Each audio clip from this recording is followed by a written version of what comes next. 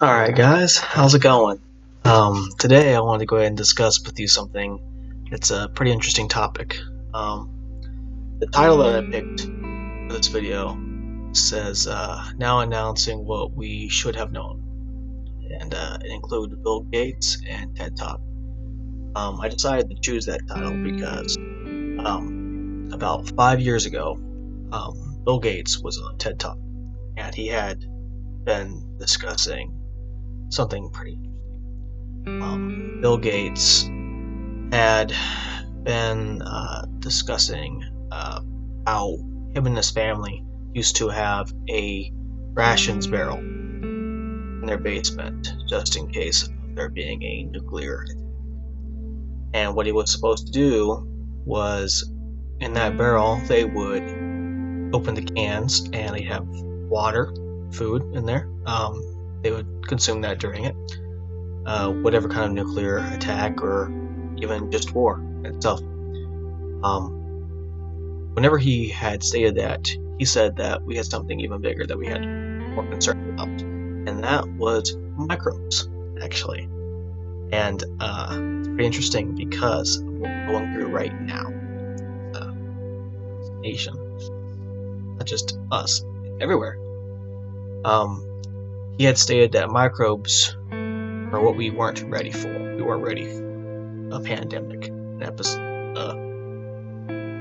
My bad.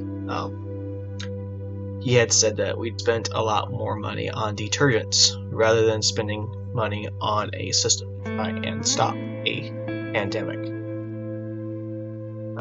So that's not it's very true, unfortunately. So he said this because it was not that he knew that we were going to be going through the COVID-19 that we are right now. He just had a very good idea that we were not ready for any kind of epidemic that would have came, and he was right.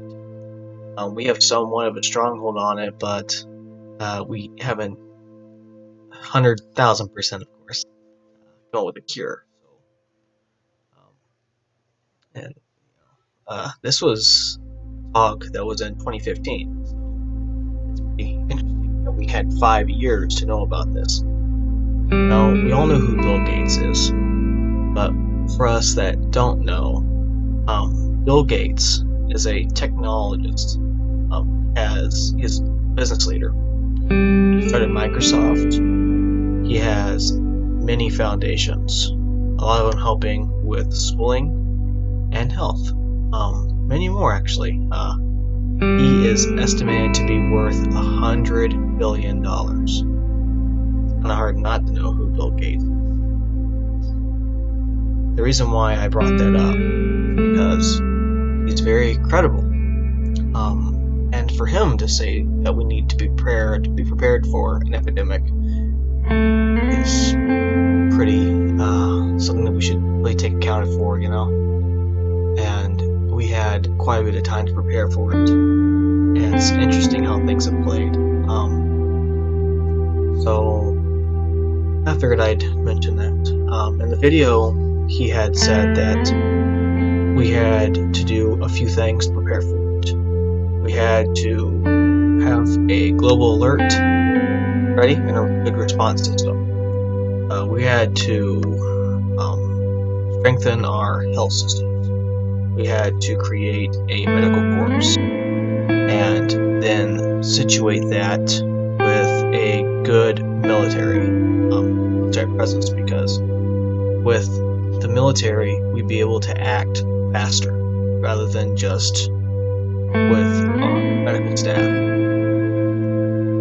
And I think that would have been a really good choice. Also, we have been running a lot of war games. We haven't necessarily ran a lot of germ games. And many of the germ games, it's not good. So far, the germs are 1, while humans are 0. We should really go into with that. Also, we would have to be working more on our research and development. We would be able to make our speeds with developing medicines a lot better than what we originally have then and now.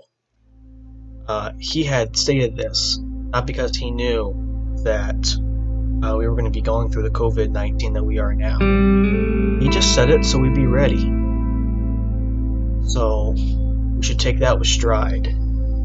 I heard now Bill Gates is being blamed for some of this. Now I'm going to say how I feel about it. And this is my statement. So one of the scariest things is stupid people. I'm not going to say what kind of people, but stupid people getting together that all believe in the same things, even though there's not really much evidence for them to have to completely feel about the actions that they want to take. And whenever you get a big group of stupid people that believe strongly in something so much, they make the unbelievably stupid stuff happen, which is what makes people think, wow, why did this happen? That is why it happened. So for people to assume that it is Bill Gates' fault, it isn't his fault. He actually tried to warn us, tried to prepare us. Even though he had not known that the COVID-19 would have happened, he had some inkling that we should be prepared for that. Kind of why I wanted to talk about it. It's a pretty big topic that's going around right now. But even amidst all this sad news that's going around, there is some good things. Like for example, there is this elderly woman. She is 104 years old, and she has survived the Spanish flu, and she's survived the COVID-19. That's pretty impressive. Yeah, thought I'd mention that. There's been some more good things been going around. There's been more people getting together. That's good. We're learning new ways to communicate with each other through this endeavor. So whether that be through music, new telecommunications, or just social media, whatever it may be, we are finding more ways to communicate. So I think that's something to take from this. We're also learning more about preparedness from this. Sure. Hopefully people will understand a better way of facilitating this kind of epidemic that could possibly happen in future years to come. Maybe we could make this to where we don't have to worry about that.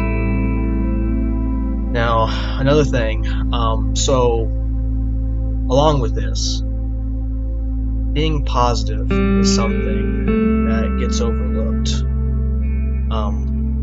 Being positive and looking for positive vibes, which is like, yes, I am wearing a good vibes shirt right now, and the reason why I'm going with good vibes, so whenever you're in a positive mood and you're not just consuming all this negative stuff, you are also consuming positive stuff.